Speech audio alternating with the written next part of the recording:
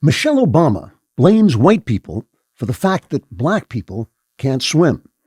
In an interview promoting her new book called I Forgot What, that's not the title of the book, I just forgot what the title is, the wife of the president who ruined our healthcare system spoke in that condescending, sassy black woman tone of voice that makes all of us love sassy black women so very, very much. She said, quote, "Let me explain something to white people. Our hair comes out of our head naturally in a curly pattern. So when we're straightening it to follow your beauty standards, we are trapped by the straightness. That's why so many of us can't swim. And we run away from the water because we're trying to keep our hair straight for y'all. It is exhausting and it is so expensive and it takes up so much time." Unquote. Now, I know what you're thinking. You're thinking, oh, Klavan, you jocular junkie of jovial jokery, where do you come up with these fantastically fanciful satire ideas? Just the notion that a woman with degrees from both Princeton and Harvard would talk to her fellow grown-ups in that condescending, sassy black woman tone that just makes you want to plant a foot of whatever color right in her sassy black buttock and watch her go sailing through the air like a Cameron Dicker field goal attempt from 60 yards out is totally unbelievable in itself. But when you add to that this ridiculous concept that an unfathomably privileged woman with a net worth of approximately 100 gazillion simoleons would go on TV with her straightened hair that no white man gives a twitch of a rat's ass about and tell people that the reason she can't swim is because white people give a twitch of a rat's ass about her hair, well, sure, it's hilarious, but just so totally unreal. But no, I am not making this up. The wife of the president who reintroduced racial hatred into an American culture that had all but abandoned it has a new book out called I Don't Care What It Is. That's not the title of the book. I just don't care what it is. And she promoted the book by claiming that her obsession with how white people see her is the fault of white people who mostly don't see her at all. Now, this might actually be a good sales strategy. Michelle Obama's tone of bitter, entitled, totally unearned self-satisfaction is very popular with liberal women for some reason.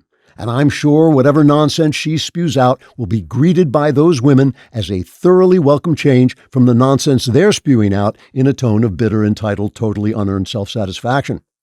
In fact, the same audience also enjoys Michelle's nasty remarks about her husband, the former president, who would have gotten away with giving the terrorist nation of Iran a nuclear weapon if Donald Trump hadn't bombed the living Barack out of their nuclear facilities.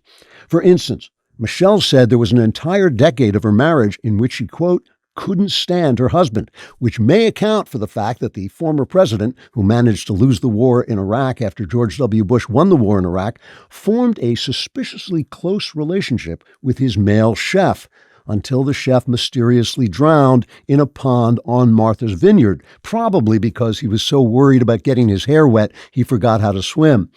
Either that or it was because he threatened to tell, but probably it was his hair.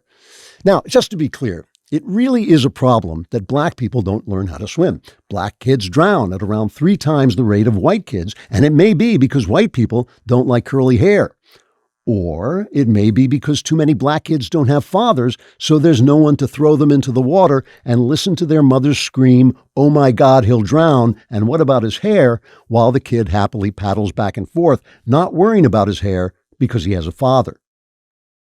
But sure, maybe it's because white people. Trigger warning, I'm Andrew Klavan, and this is The Andrew Klavan Show.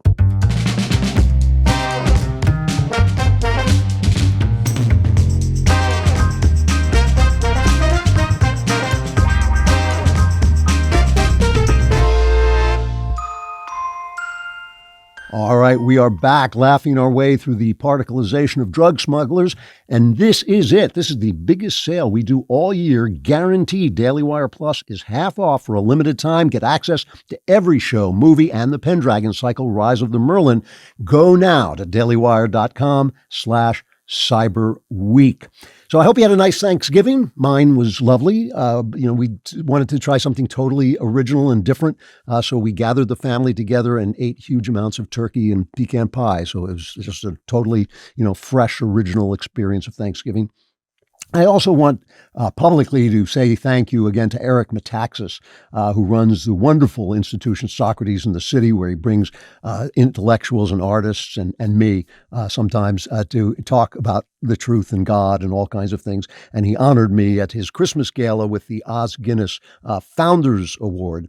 And I actually, at the gala, got to see Eric and James O'Keefe, so help me, this is true, sing a duet Christmas rock song, which I'll never be able to unhear.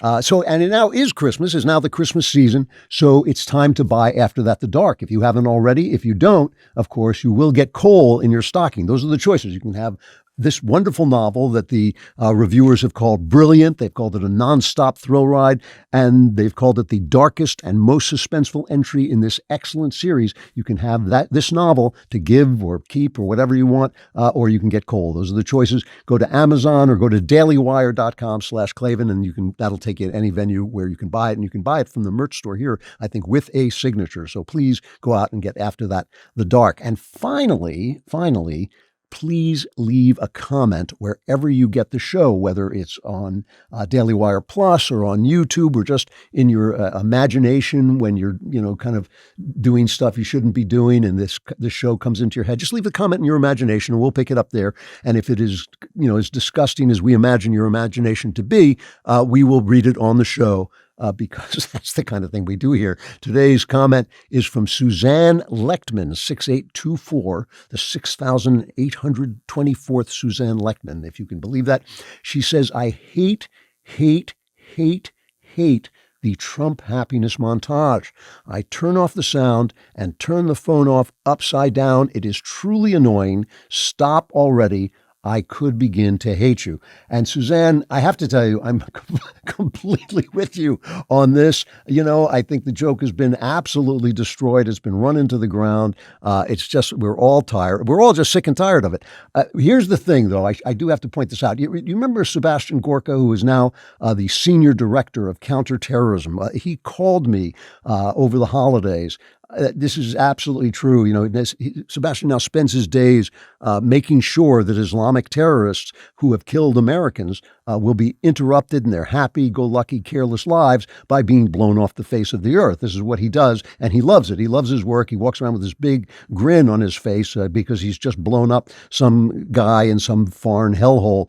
And he told me on the phone, he said, he has that James Bond villain voice. He says, I love the Trump happiness montage. Never stop playing it, So basically, I have to choose between you hating me and this lunatic Hungarian with the keys to the drone cabinet who could turn me into a red mist if I stop playing the montage. And after considering those two alternatives, my answer to you is this. We're going to win so much. We're going to win at every level. Hallelujah. Hallelujah. We're going to win economically. We're going to win with the economy. We're going to win with military. We're going to win with healthcare and for our veterans. We're going to win with every single facet. Zippity-doo-dah, zippity-yay. My, oh my, what a wonderful day. We're going to win so much, you may even get tired of winning. Yay! You'll say, please, it's too much winning. We can't take it anymore. I feel pretty, oh so pretty. I feel pretty and witty and gay. We have to keep winning. We have to win more. We're going to win more.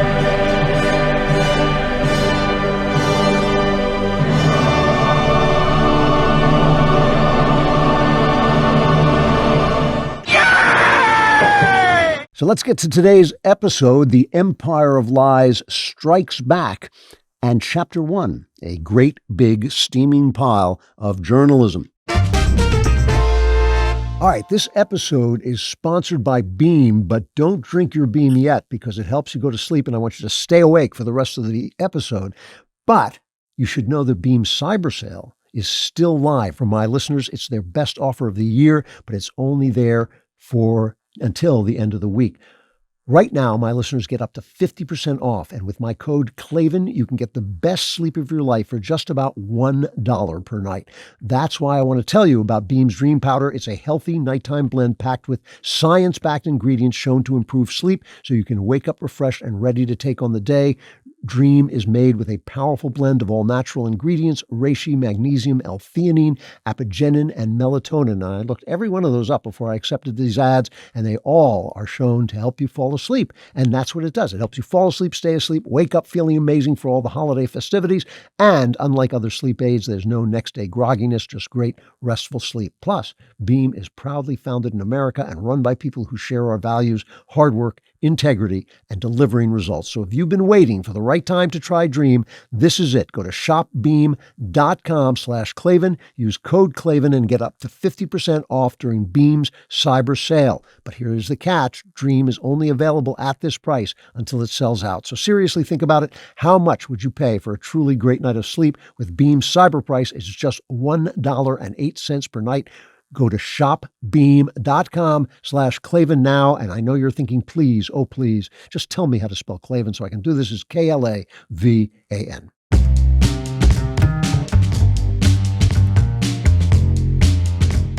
So you should know that this is the season of the year when the news tends to dry up. I mean, it's Christmas, obviously, and people are starting to think about going home, and they really don't do much. And what happens at this time of the year, there's not a lot of news except for tragedies, things that disasters that you can't, predict.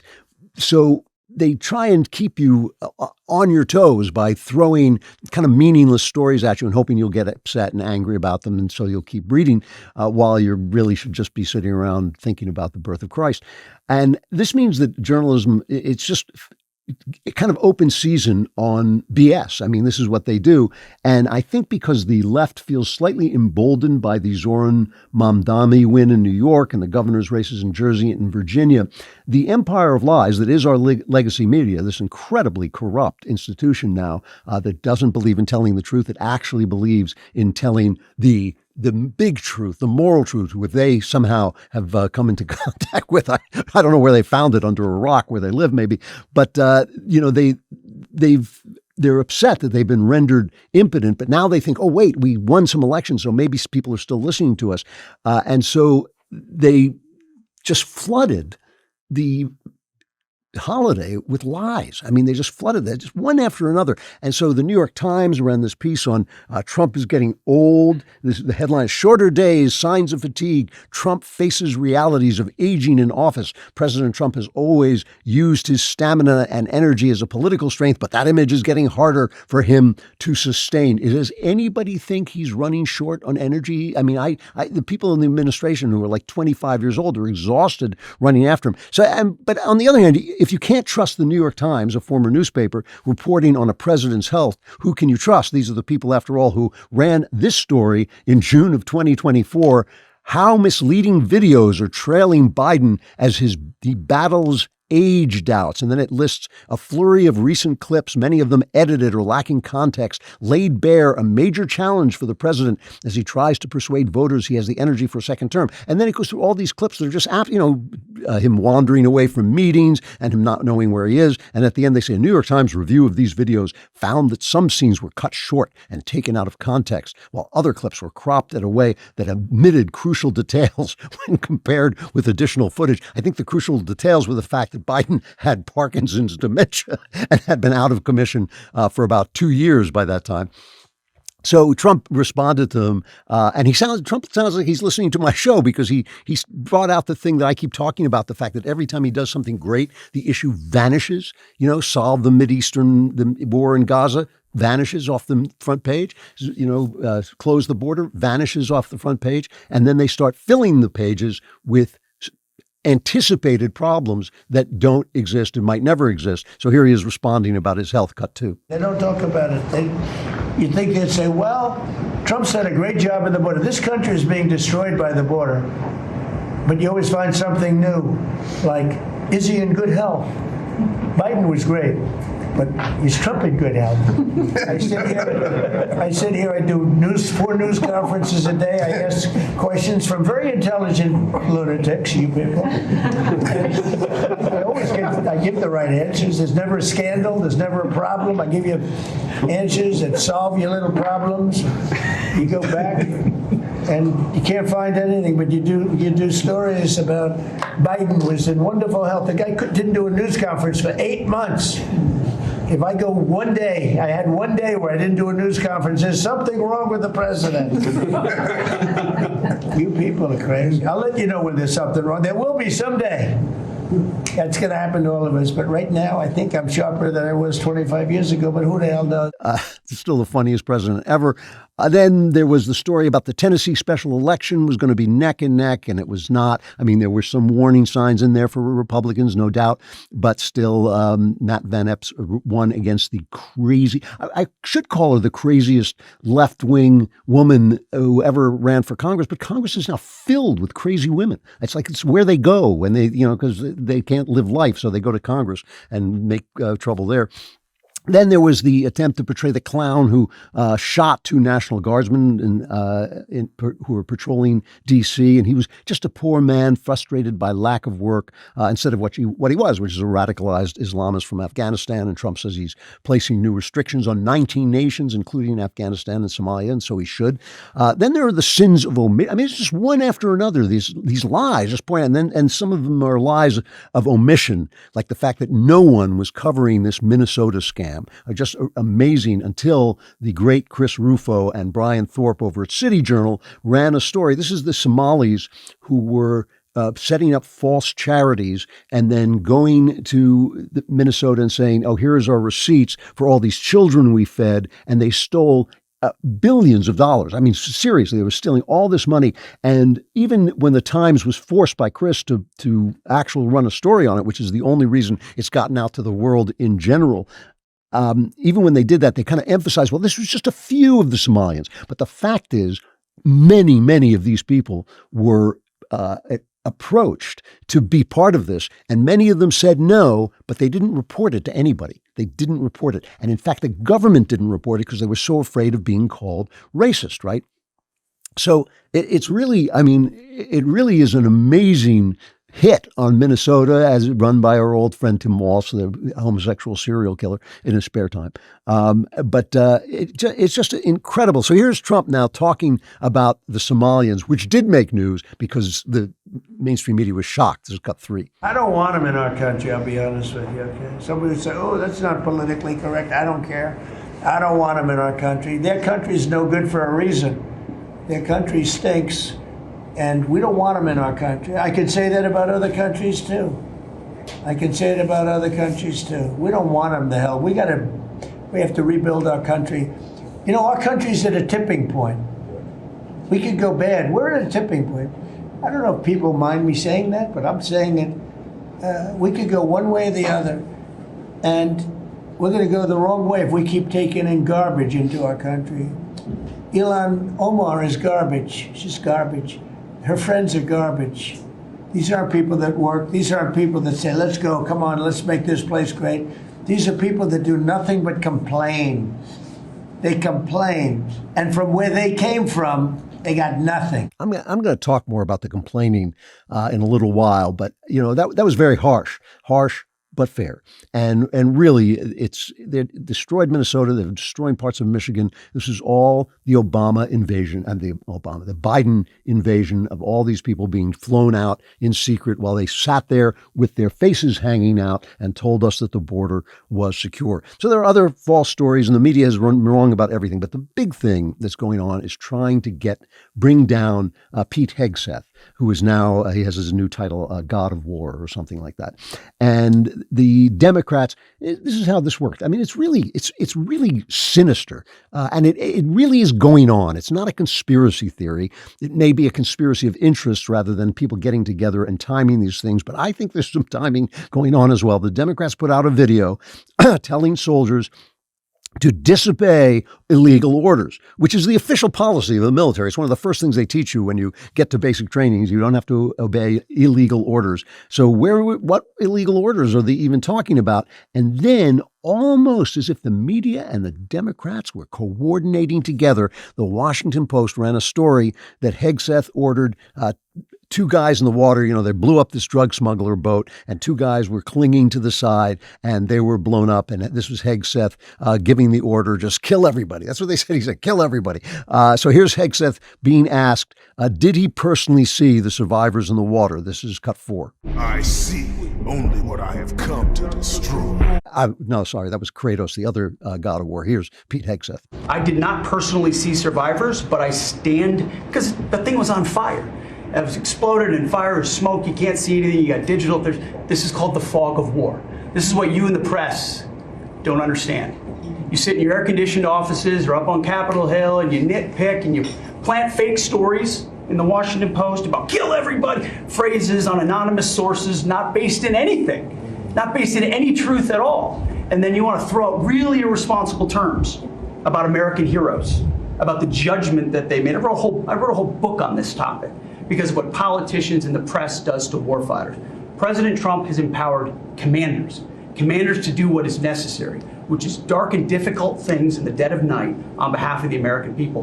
We support them, and we will stop the poisoning of the American people. That is why. That's the kind of thing that makes them so desperate to bring this guy down. The other story on him is that a Pentagon inspector general found that, remember that thing with he was on the Signal app and he was having a conversation with Vance and others on the Houthis, attacking the Houthis who were attacking our shipping.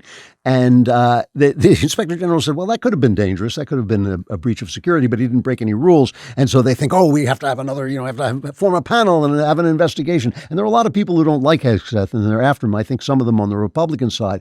And there is one group that I'm actually disturbed by who are commenting about this. And this is kind of the group of responsible conservatives, guys like Charlie Cook and Andy McCarthy at NRO. Now, these are top-notch people. I mean it. These are really good people. And it's no fair saying, they once said this or they said that or they're, anti-Trump. Andy McCarthy just calls balls and strikes. He really just is an even-handed guy. Charlie Cook, excellent guy. And these are people who are complaining that these drug guys are criminals and should be arrested, not terrorists who should be killed, although Trump has designated the cartels as terrorist organizations.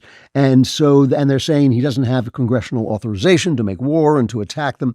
But I want to show you a clip from an old movie. And this is a movie that has stuck with me since I first saw it back in the 1980s, okay?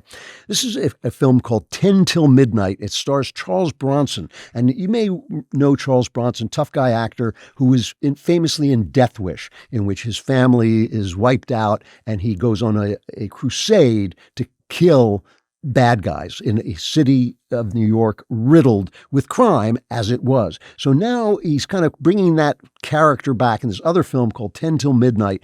And this is about, I think, 1983. And the crime, is just horrible. It is absolutely horrible in New York. You can barely walk around. This is before Giuliani saved the city, and you can't go out. I lived there during this period, and you can't go out for a pack of gum without risking your life. It was really, really bad. So, and it's all because of liberal judges and liberal justices, and all because of Supreme Court things, making sure that the criminals were treated rightly, and we got their due, process rights. But they made it so good for the criminals that they made it bad for the victims, and the criminals ran wild. So this is the final moment in this movie. It's about a guy who goes around, he's a rapist and he kills women, and he's a horrible, horrible human being. And finally, Charles Bronson, who's the cop who's tracking him, finally catches him. And this is what the killer says to Charles Bronson and how Charles Bronson responds as cut 6. Go ahead. Arrest me. Take me in. You can't punish me. I'm sick. You can't punish me for being sick. All you can do is lock me up, but not forever. One day I'll get out. One day they'll get out. That's the law. That's the law. That's the law. And I'll be back. I'll be back. You'll hear from me. You and the whole world. No, we won't.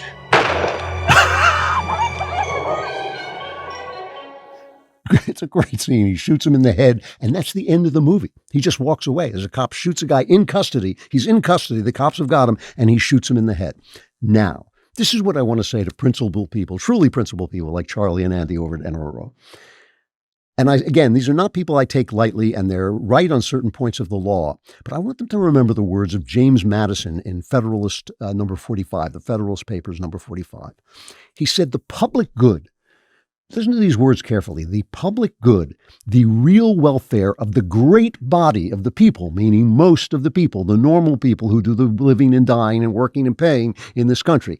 The real welfare of the great body of the people is the supreme object to be pursued. He's talking about government. He says that no form of government whatever has any other value than as it may be fitted for the attainment of this object, the real welfare of the great body of the people. Were the plan of the convention adverse to the public happiness, my voice would be reject the plan. Were the union itself inconsistent with the public happiness, it would be abolish the union. So when that guy in that movie is shouting, it's the law, it's the law, it's the law, they can't punish me, and Charles Bronson blows his brains out, the audience is with him 100%. Now, I'm not a vigilante, obviously. I don't like violence. I don't like people taking the law into their own hands. But when you have an entire 50% of the people, let alone the government, attacking the police, attacking the law, telling us that the law, the people who protect us are no good, telling us they should be defunded. There was a hearing on Capitol Hill the other day. It was called the War on Badges hearing. And one of the guys who testified was this guy, the National Sheriff's Association CEO, Jonathan Thompson. And he didn't say this in the hearing, although he said something very similar. He said it, I believe, on Fox. It's cut 7. Too many officers are being attacked, needlessly ambushed, and ultimately dying. One headline, 38 deaths so far this year from ambushes and shootings on officers of the law. And that's just absurd. It's crazy and it's wrong. What's driving it? Rhetoric. No two ways about it. What we're finding is that we have so many leaders in our country who are using words like Nazi, Gestapo, the enemy. That is the type of rhetoric that is tantamount to saying fire in a crowded theater, in my mind, and it's got to stop. Now, when he says it's both sides, but it's not. Let's face it, it's the Democrats who are doing this. When one side is calling to defund the police and calling the police Nazis and calling ICE agents Nazis for enforcing the law that ICE agents are in fact there to enforce. When criminals like George Floyd are honored, remember George Floyd, he's changed the world, and a thug like Lawrence Reed is arrested 72 times before he sets a woman on fire while no one moves to help her, and when heroes like Daniel Penny are arrested for fighting back, and when 20 million illegals are allowed to invade, and then every gangster who's deported is wept over for the violation of his civil rights. I have to go and have a margarita with this gangster who beats his wife and traffics in human beings because he's not being treated exactly right. I'm sorry, but principled people of NRO, and I love them to death, but them sitting around arguing over the fine points of the Constitution it's just not going to cut it. And I'm not talking about what I want or how I think the country should be run. I'm just talking about reality. I'm just talking about the reality is reality. And when the real welfare of the great body of the people, as Madison said, is no longer being served by the law, people are going to reject that kind of law. There's a lot of Charles Bronsons going to rise up and say, to hell with the law. And that's just the truth. And Pete Hegseth is fighting back. This is why they hate him so much. He's fighting back against a crippling regime of rules of engagement that have kept our soldiers from being as lethal as we need them to be, right? And they hesitate before they shoot. You remember all these rules that they had during the wars on terror, like Allen West. I remember the first time I ever heard of Allen West, I was in a green room in Atlanta visiting from England, and I sat next to his brother, and I said, why are you here? And he said, well, my brother has been accused of, abusing a terrorist to get information about an assassination attempt on his men. And I said, he's charged with something. He should be given a medal for that. Kid brother said, yeah, that's what I think too. Kratos, Hegseth, the god of war, is rewriting those rules. And as much as I want this to be a country of laws, there's a little bit of Charles Bronson in every man. And right now, I think there's a lot more than a little when the people looking on at what is happening in the country. You cannot have one side being forced to, be very delicate about the laws while the other side is saying, 20 million people came in. You can't throw them out. They're here now. And each one of them has to tell his story in a court of law before we hurl them back out. So, are we breaking the rules to preserve the rights and happiness of the great body of the people, or are we doing it for a small illegal minority in order to undermine the society itself? That's the real question. Let us talk about Ethos. And the reason we want to talk about Ethos is because you want to have life insurance. And you're probably thinking, I don't need life insurance. Yes, you do. You need life insurance because you do not want your family, your loved ones, to be left in the lurch if something bad should happen to you. And bad things do happen, and life insurance ensures that your family and your loved ones will be taken care of. And getting life insurance gives you something you didn't expect, which is peace of mind that lets you be fully present now. Instead of lying awake worrying about what ifs, you can focus on creating memories with the people that matter. Getting coverage is super straightforward with Ethos. Everything's done 100% online, and there's no medical exam to worry about. You'll just answer a few quick health questions, and you can get a quote in as little as 10 minutes. The best part is you can actually get same-day coverage without ever leaving your couch. Depending on what you need, coverage goes up to $3 million, and some policies start as low as $2 a day with monthly billing. It's really that simple. No wonder Ethos has 4.8 out of 5 stars on Trustpilot with over 2,400 reviews. Protect your family with life insurance from Ethos. Get your free quote at ethos.com/Klavan. That's ETHOS.com/ how do you spell it? KLAVAN. Application times may vary and the rates may vary.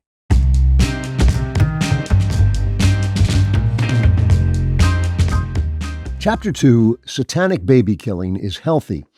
The great poet John Milton, one of the greatest of all English poets, he wrote the epic masterpiece Paradise Lost about the fall of man, and he wrote it to prove, maybe to himself, he had been a supporter of the revolution that ended with King Charles being beheaded, and he wanted to prove that it was different to revolt against the king than it was to revolt against God, which is what Satan does. And he explains that that because men are free and they serve God, a bad king can be overthrown, but you can't overthrow God because God is the source of all goodness. So when you overthrow God, everything you do becomes hell. And that's the story of Paradise Lost and what happens to Satan. And later on, the Romantics reclaimed Satan as the great rebel against society, which includes the presumption that society is somehow wrong. Right? It includes this society is inherently systemically wrong. Okay. So this title, Satanic Baby Killing is Healthy, is a joke about Cosmopolitan UK, which ran these several covers showing morbidly obese women with the headline, "This is Healthy." These are women who are going to die young because they're so fat, and the headline was, "This is Healthy." So now Cosmopolitan runs this story. The satanic abortion clinic that's pissed off pretty much everyone and might beat the bans anyway.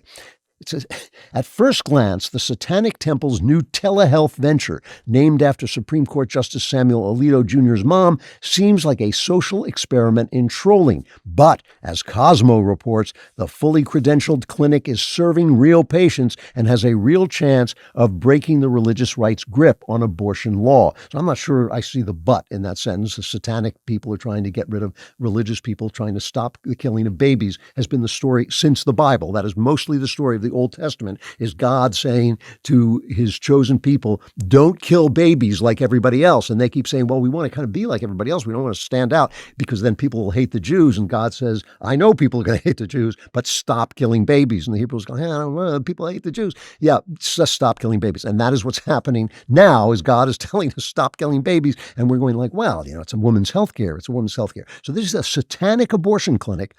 And Cosmopolitan is glorifying it. It is. They're saying, beneath the outlandish branding lies a sincere mission. The New Mexico-based telehealth practice, a legitimate medical entity run by an accredited clinical team, offers abortion care to patients within state lines. And the staff are also Satanists. They're members of the Satanic Temple. They're not also Satanists. The whole thing, Satanism and abortion go together. And he says, the text says, never mind that Satanists don't actually worship the devil. There are no ritual sacrifices or quests for supernatural powers at TST. There are no ritual sacrifices.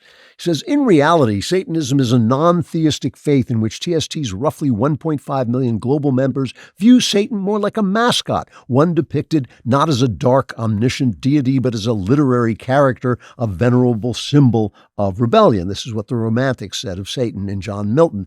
But again, it presumes that the society is corrupt, more corrupt than any other society, so evil that even evil is a legitimate rebellion. So, it says The Satanic Temple is also known for its guerrilla street theater. At one 2016 demonstration, temple members wearing adult diapers and baby masks disrupted a Christian-led anti-abortion protest with a BDSM, that is, sadomasochistic stunt that involved flogging one another with whips, which one TST member said was a commentary on the Christian right's fetishization of the fetal image. Well, it's actually is a commentary because if sex is not about love and creation, it ultimately becomes about fetishism. It becomes about domination and submission because those are the things. It's called supernormal stimulus because there's an element of conquest and submission in sex. The male sort of taking the woman. We all say, "I've had this conquest." Those are things that men say, and women say, "Oh, I just my knees went weak," and all this stuff. But if you take that out and play it out to its extreme, which is what supernormal stimulus is, you get S&M. That's what you get. And instead of, a woman being carried off by the man she loves, like in a romantasy novel, you get kind of 50 Shades of Grey, where he's actually beating her for sexual pleasure. And so, in other words, when you remove the natural meaning of sex, this is what you end up in. So there's abortion, and abortion being satanic fits right in. It fits right in. If you remove God's purposes, the telos of our actions, you will wind up with just pleasure and sex and hurting each other and using each other as objects. That's basically what you get.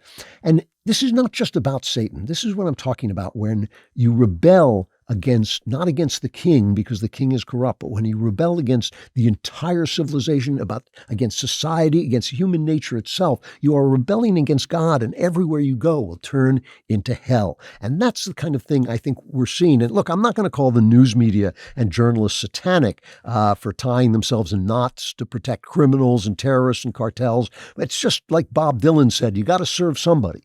This is a Bob Dylan song. You got to serve somebody. It might be the devil and it might be the Lord, but you got to serve somebody. And if you don't believe in the Lord, that kind of limits your choices. Let's talk about ExpressVPN. Did you ever feel like you're being watched online? I'll tell you why you feel that way. You actually are being watched online. Your internet provider can see every website you visit and is legally allowed to sell that data, even your incognito browsing.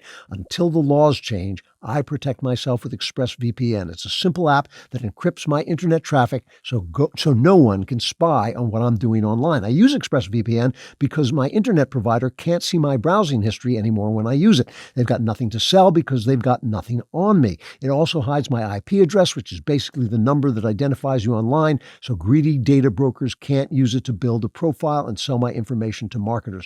My data stays mine. I'm not a tech expert, but I find it incredibly easy to use.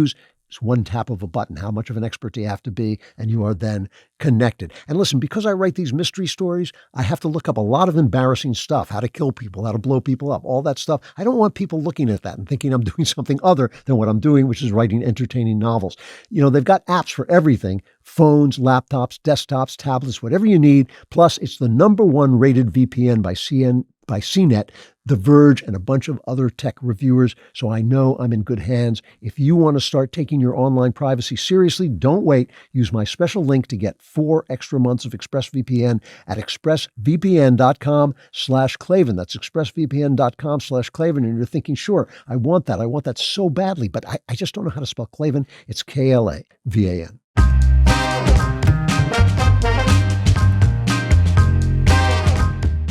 Chapter 3, Wicked Movies. Now, as you know, I feel that everything that is going on in a society expresses itself in the culture, and sometimes the movies, sometimes novels, but you can find what's going on there. And so let's go to the movies to show you what I'm talking about this kind of just attempt to put the rights of criminals and terrorists and punks and drug cartels above, put the kind of this kind of picky version of the law that leaves the rest of us exposed to danger, is essentially a complete repudiation of human good. That's what it is. It's a repudiation of human good. It's dressed up as if they care about civil rights. And I do care about due process. I truly do. But after a while, when you're so picky about the due process that's protecting murderers and drug dealers and cartel people, and you're not careful at all about the things that are protecting, the people who try to protect us, the people who stand up for themselves in self-defense, all of those people, and the president of the United States who's trying to bring crime down, and you put him second to these criminals, I think that you have lost your way. So, I want to point out something. I didn't go to see the new Wicked sequel because I didn't like the first one, but Shapiro loved the first Wicked film. And, did that make me question his sexuality? Of course it did. But still, he knows a lot about musicals, and I'll take his word for the fact that the occasional, sort of straight man might have wanted to watch that film. But I want to point something out. Taking a classic and causing it to say the opposite of what it was designed to say is not an act of pastiche. Pastiche is a form where you build a work of art from borrowing from other works of art. So you see a lot of this, like Jane Austen and fights zombies or something like that. That's pastiche.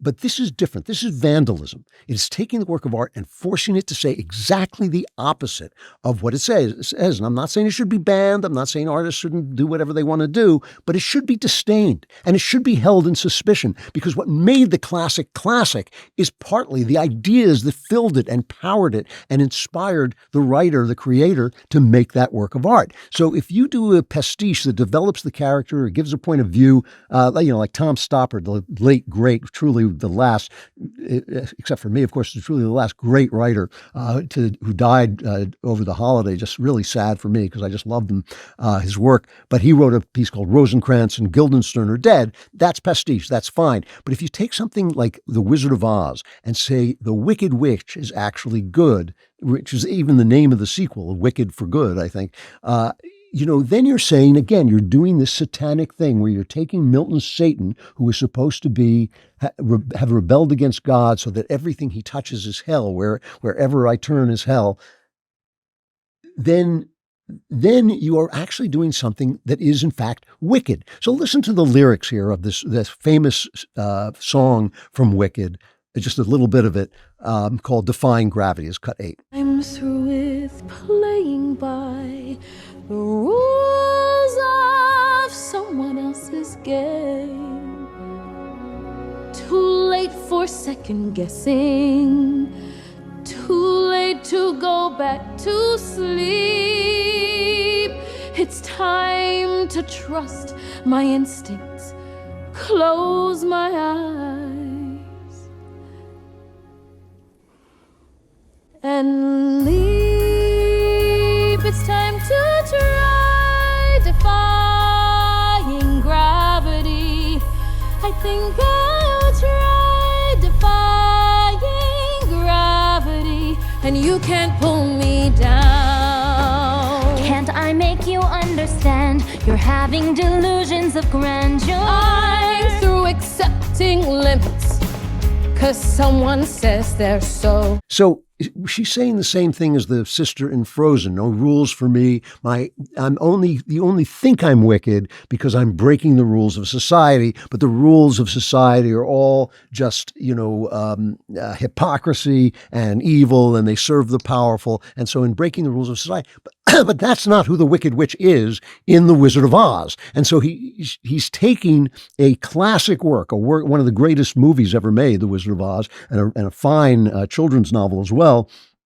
And he's taking the intentions of that book and he's turning them on his head, which is in fact a kind of vandalism. And it's the same thing as when you take the culture and the society and the conventions and the traditions of your society and turn them on their head. So that the important thing is that the drug dealer, the wife-beating gangster who is human trafficking, he should not be deported because you didn't quite do it right. And I'm going to go down and have a margarita with him and comfort his family, instead of thinking this guy is crap. Just like Trump said, he's garbage. He's got to be thrown out. That's the first priority. And sure, we want due process for ourselves, but the guy is garbage. He's got to go. And that's not what they're saying. What they're saying is our society is so bad. Human nature is so bad. Humanity is so bad, because all America is a free country where human beings do the good and bad things that people do.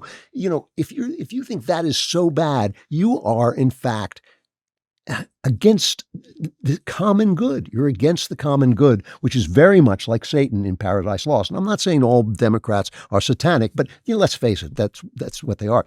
So as a result of this, as a result of this idea passing through the arts have become garbage. Almost all of them, almost everything. We've gone through 5 years of just trash. And as a result, you get films, and the people are so talented. Don't get me wrong. These people in Hollywood and the people who write, they're so talented. But they are captured, imprisoned within these ideas that go against everything that art and human nature is about. So you get films like Nosferatu, which is a gorgeous and talented remake that falls apart because it can't include the God who makes vampire stories make sense. You take God out of a vampire story and it just becomes an S&M story of a guy who has power over women. You get Frankenstein, which is a gorgeous and talented remake that falls apart because it can't stick to Mary Shelley's superior plot and its theme of rebellion against God and womanhood, and you can't tell that story. It's all about Del Toro's sexual problems with his mother,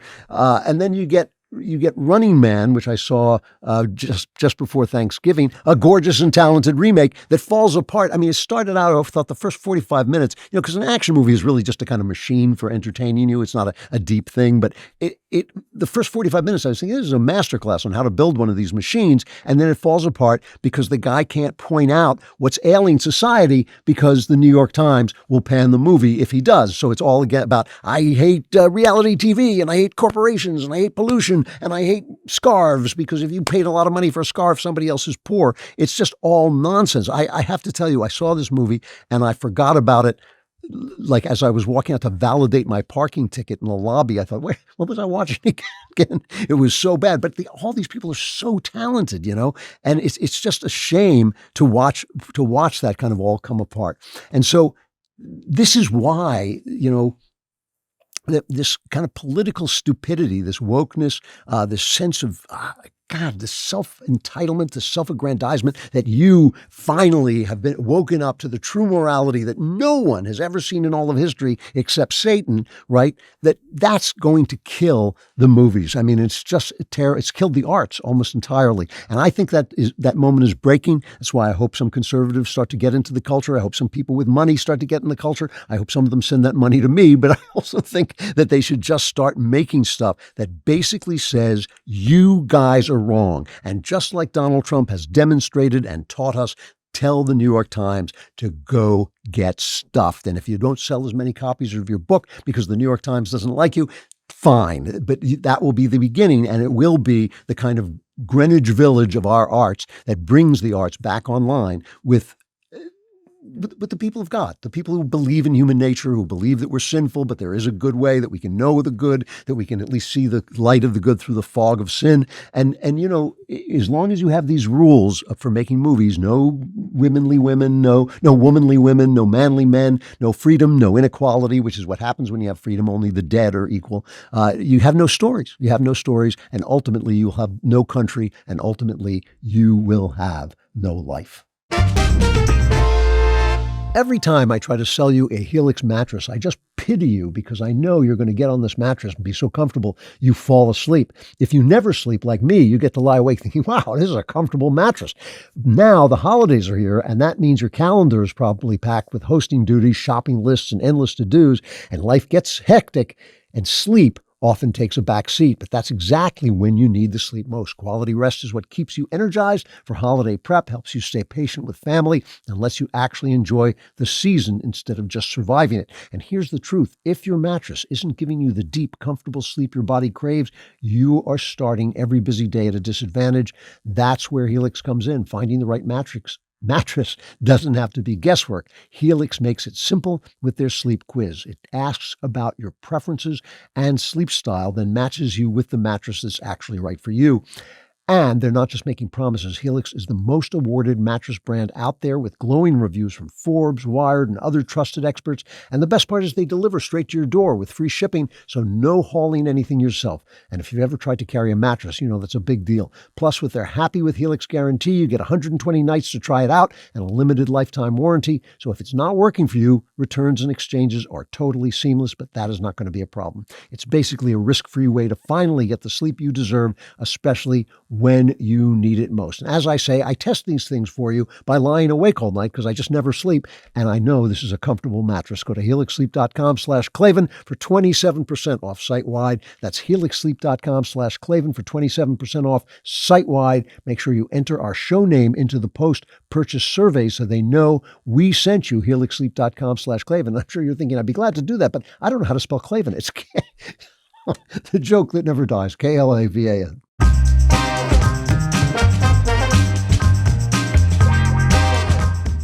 Final chapter, A Distant Mirror. Some of you may recognize that as a title of a book by the historian Barbara Tuchman. She wrote a book during the Carter administration when things were really bad. And I don't know if she was thinking of Carter or maybe she was thinking of Nixon and Watergate, who knows. But she tells the story of the chaos of the 14th century in Europe and said it was a mirror of our times, which it wasn't, but it was a good selling point. But I'm talking about the distant mirror of England. As you know, I lived in England for many years, and I noticed that it often walks in step with America. They feel that that's because they're following America, and in some ways that's true, but it's also just a kind of natural link between our two countries. They are the mother country, and we are the child of the British. Our system is a British system, so you get, for instance, when we had Reagan, they had Thatcher. When we had Bush, they had Major. When we had Clinton, they had Blair. This is just a sort of parallelism. And what you have now in formerly Great Britain is the death of a country, the death of one of the greatest countries that has ever existed on the planet, maybe one of the greatest cultures, certainly one of the greatest cultures that has ever existed on the planet. Culture, I will say, in memory, that will be almost as great as ancient Greece, and it's just collapsing. The breakdown of freedom, which is engineered by the left, but collaborated by the right because they were paralyzed with fear of being called racist and of standing against the socialism that is very popular, especially through its healthcare system, which has devoured all their wealth and devoured, their advance and their scientific advances and made all the people equal, which is the same as being dead. So immigration is still high and the country is getting a little bit lower, but it doesn't matter because all of the talented Britons are leaving to find work elsewhere because the immigrants have made life a living hell, and the government has made life a living hell by censoring people and by oppressing people. And now there's a law they're trying to pass. The Justice Secretary, David Lammy, is proposing to massively restrict the ancient right to a jury trial by only guaranteeing it for defendants facing rape, murder, manslaughter, and other cases passing a public interest test. And of course they want to get rid of a jury trial because without a jury, you're charged by the powers that be and tried by the powers that be, right? Unless you get a rogue judge who doesn't care who's in parliament, which you're not going to get, and doesn't ascribe to the socialist rules, you are going to be convicted. So, Daniel Penny, the guy who protected people in the subway from the crazy, violent madman and was put on trial in George Soros's New York, he got off because he got a jury trial. And so did Kyle Rittenhouse, the guy who shot people at the Kenosha, Wisconsin riots, which was part of the George Floyd type riots, ginned up over this false narrative that the U.S. and police agencies were systemically racist. So when something is systemically racist, even if you're not racist, you are racist for being part of that system. That's the whole point of it. It's kind of like the media is actually like that. It's systemically corrupt now. So if you are part of the mainstream media, you will become corrupt just by being in it. So that means that any war on the powers that be, if it's systemically racist, is a war on racism, right? So now what you have is more people being arrested for tweet crimes than being arrested for street crimes, more tweet crimes than street crimes. Here's a story of a British guy who posted a photo of himself holding a shotgun while he was in Florida. He was on holiday in Florida. He returned home. The British police arrested him overnight for violating the Public Order Act after he shared a photo of himself posing with a legally possessed shotgun at a Florida shooting range. He was arrested, locked in a cell overnight, interrogated, and lectured that we must understand how posts make people feel. So Theodore Dalrymple writes about this in City Journal, a wonderful article in his column called Oh to Be in England, I think. He talks about a woman who was sentenced to 31 months in prison for a mean tweet about immigrants while the government has reportedly released 26,000 prisoners early in the first few months of its mandate, including many long-term offenders. Those sentenced to 14 years, almost by definition, for serious violent crimes will henceforth only serve 5.5 years, which is only a little more than twice as long as this woman got for a mean tweet. And a lot of people, thousands of people, are being arrested and harassed for these tweets. So this is what Dalrymple says about this, and it's really interesting to me. He says, one of the great founding texts of Western liberalism, you'll all know, is John Stuart Mill's book On Liberty. It's a very little book, but very, very influential. And he said it was twisted by the enemies of freedom to justify the opposite of freedom. Mill wrote this: the object of this essay is to assert one very simple principle, as entitled to govern absolutely the dealings of society with the individual in the way of compulsion and control, whether the means used be physical force in the form of legal penalties or the moral coercion of public opinion. This is the only reason you're allowed to force people, according to On Liberty, to do what you want them to do. That principle is that the sole end for which mankind are warranted, individually or collectively, is in interfering with the liberty or action of any of their number, is self-protection.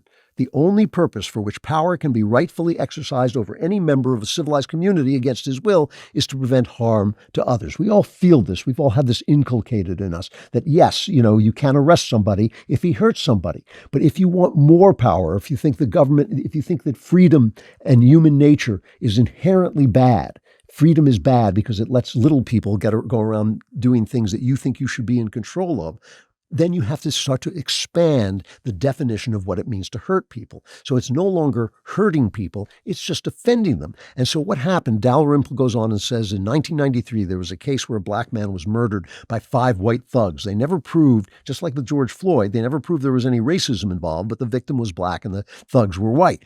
And the thugs were acquitted. So a big investigation was held, and it produced the McPherson report. And the McPherson report came out and said, we must protect people from racist incidents, and a racist incident is any incident which is perceived to be racist by the victim or any other person. I accuse you of racism. How can you defend yourself if I'm the judge of what is racist? How can you defend yourself? You can't. So you are now living in Orwell's Britain. You are now unfree. And the reason I mention all this is because we saw during the pandemic, when they inspired these riots over George Floyd, a punk, a drug-taking thug who was resisting arrest and died probably of the overdose. And now the cop who was arresting him and may have misbehaved somewhat, I'm not sure about that. It's very hard to tell. But he's now been put in prison for murder. I mean, that is turning the world on its head. And this is the thing that Satan does in Paradise Lost, is in rebelling against God, he turns the world on his head. And when the Romantics said, oh, he's really the hero, not all of them, but some of them said he's really the hero, what they were saying was that society was so bad and there should be no restrictions on human beings, and therefore any act of rebellion is a good. That's what they were saying about this. And this is what our left is saying now. And I want the rule of law established, because without law, you're lost. I want this to be a nation of laws. But if the rule of law is only used to destroy what Madison called the public good, the real welfare of the great body of the people, then the law ultimately will not stand, or the society will not stand. One or the other. Either you're going to have to break the law to hold the society together, or the society is going to come down. Our thinkers and our journalists and our artists and our philosophers have been selling this routine really for hundreds of years, but in this country it's been for the last, say, 70 years. They've been selling this philosophy that this society is rife with evil, with sexism, with racism, with warmongering, with, capitalism, which they hate, all of these things. And yet you look around and say, well, what society do you think is better? And they've decided it's basically Gazans, it's basically Iran, it's basically terrorists, because they're the freedom fighters, they're the anti-colonialists. It is a complete turnaround, and we see it in our culture, we see it in our journalism, and we see it in our politics. And Donald Trump, right this minute, is fighting it with all his might, and fighting it because he's got this kind of weird glitch in his head where he doesn't care what they say about him, which is a beautiful, beautiful thing. And fighting also because he had got this little army of rebel media like the DailyWire and other places that is standing behind him and exposing the shenanigans of his opponents. But he's not going to be around forever. He may lose his majority in the midterms, in which case it's going to be very hard to get some of this stuff done. There's a lot at stake in this moment. And that is why, this is why I keep attacking people like Candace Owens and Tucker Carlson on the right, because I believe that they are part of the system of saying that we are the bad guys. We are not. If we are the bad guys, then the world looks very different than we have ever thought it does, because this country, of course, is filled with people, and people are sinful and people are bad. But if we're not the good guys, nobody is. And so this is what I think we're going to be thinking about as the new year begins and as we start moving toward a very important midterm. But as we start moving toward thinking about really the most important thing of what the culture is saying about who we are. This Christmas season, you could help change a life, actually 2 lives. Picture a young woman who just found out she's pregnant and she wasn't expecting it. She's scared. Maybe she doesn't have much support and she isn't sure what her options are. That's exactly who our sponsor, PreBorn Ministries, is there for. They offer free ultrasounds and counseling to women facing these tough decisions. Sometimes just seeing that ultrasound and talking to someone who cares makes all the difference. If you're looking for a meaningful way to give this year, this might be worth considering. Steve Jobs, Celine Dion, Steph Curry, all unplanned pregnancies. Maybe you were too, or someone you love was.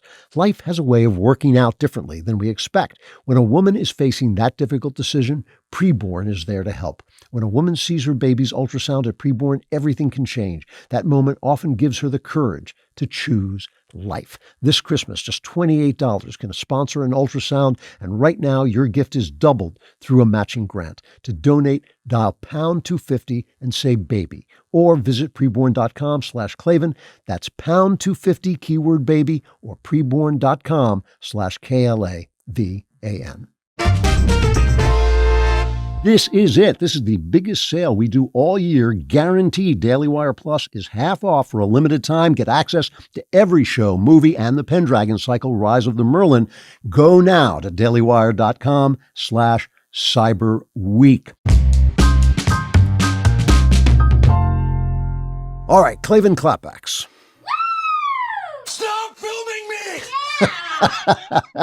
All right, the running man.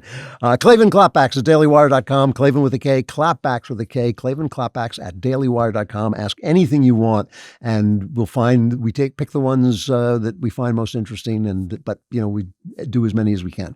So here's a really important one from Abby, and it's about my book, but still it's important on its own. It says, "Dear Master of the Klavanverse, I'm absolutely loving the Cameron Winter books. I'm not usually a crime or mystery reader, but the series has me wondering if I've missed out on an entire genre.